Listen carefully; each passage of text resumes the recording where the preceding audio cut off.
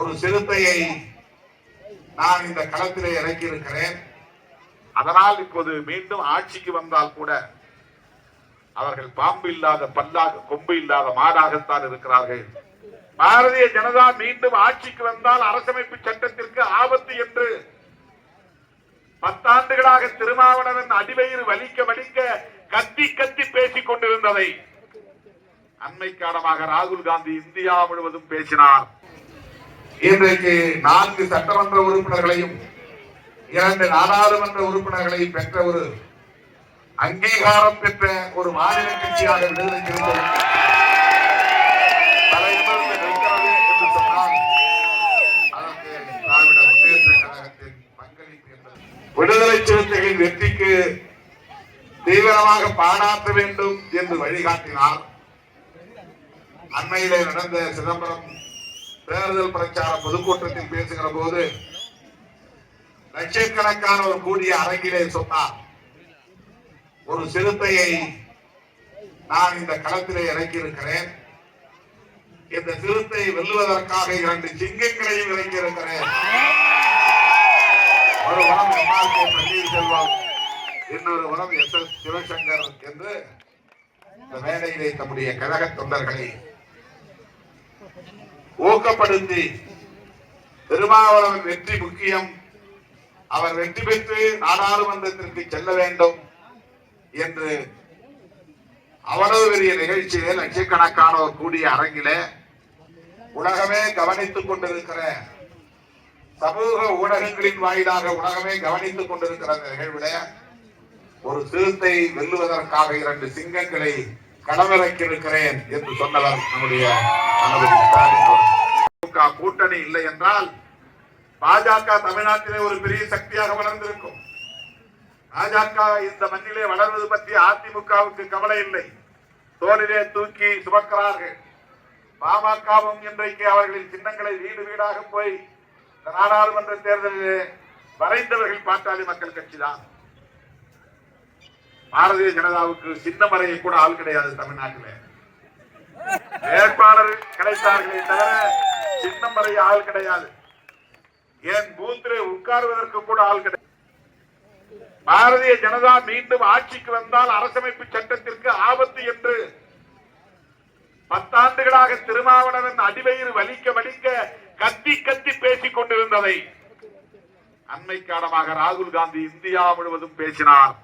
அரசமைப்பு சட்டத்தை கையில் எடுத்துக்கொண்டு பயணம் செய்தார்.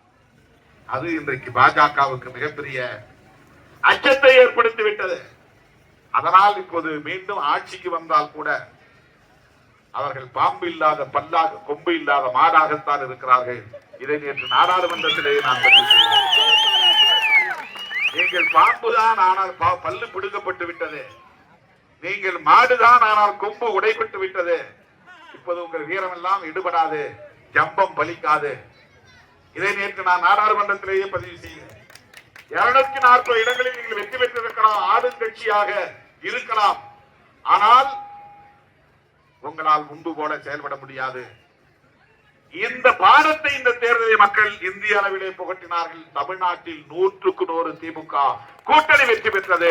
பாஜகவால் ஒரு இடத்தில் கூட வெற்றி பெற முடியவில்லை. பாஜக கூட்டணியால் வெற்றி பெற முடியவில்லை.